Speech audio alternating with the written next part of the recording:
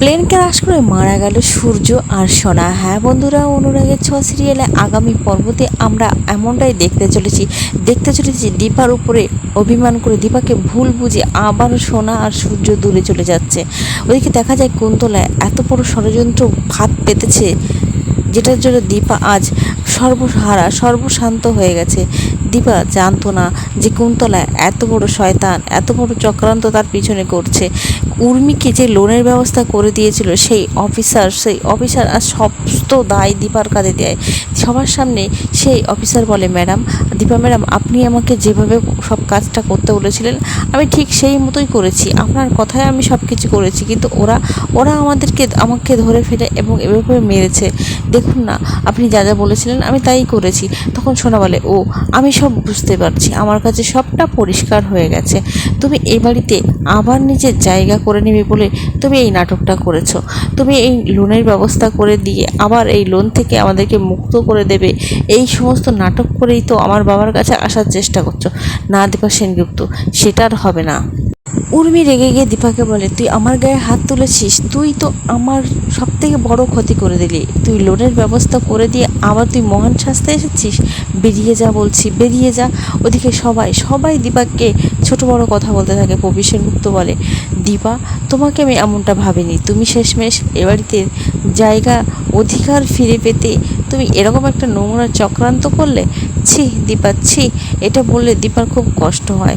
ওদিকে কুন্তলা কিন্তু মনে মনে খুব শান্তি পায়। কুন্তলা তো এটাই চেয়েছিল, দীপাকে সেনগুপ্ত বাড়ি থেকে আলাদা করে সেনগুপ্ত পরিবারটাকে ধ্বংস করে দিতে। ওদিকে দীপাকে সবাই অপমান করে বাইরে বের করে দেয়। ওদিকে দীপা যখন নিজের বাড়িতে ফিরে আসে তখন দীপা খুব মনমরা হয়ে থাকে। ওদিকে দীপা স্নান সেরে যখন সিঁদুরটা পরতে যাবে তখন তার হাত থেকে সিঁদুরটা পড়ে যায়। দীপার মনের মধ্যে খুব ডাকে। দীপা মনে মনে ভাবতে থাকে কোনো খারাপ কিছু ঘটতে চলেছে। ওদিকে দেখা যায় তখনই কিন্তু দীপাকে ফোন করে বলে, বড় মা, জ্যাজাইকে নিয়ে সোনা দিদি বিদেশ চলে যাচ্ছে, তুমি কিছু করো, তুমি আটকাও। দীপা ছুটতে বেরিয়ে যায়, রূপাকে বলে, আমাদেরকে সোনা আর ডাক্তারবাবুকে আটকাতে হবে।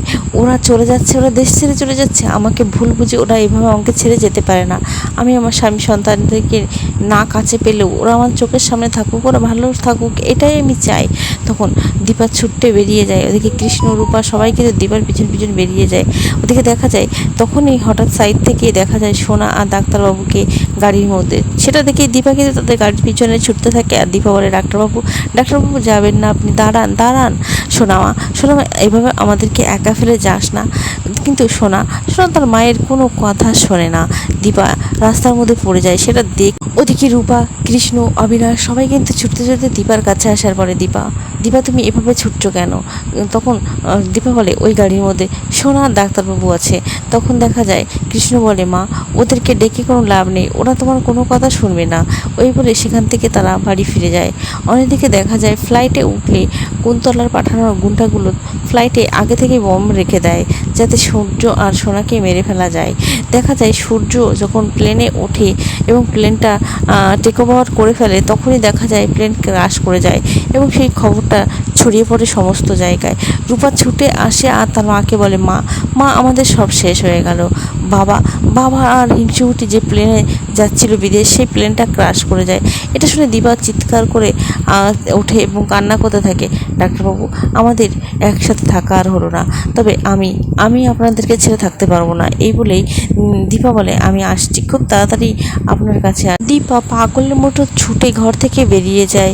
কোনো মতেই রূপা দীপাকে আটকে রাখতে পারলো না।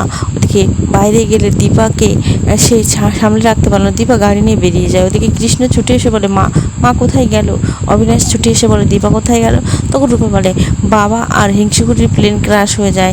মাকে এই খবরটা দেওয়া মাত্রই মা পাগলের মতো ছুটে বেরিয়ে গেল। মাকে আটকাতে হবে, না মায়ের ভয়ঙ্কর বিপদ ঘটিয়ে নিতে পারে।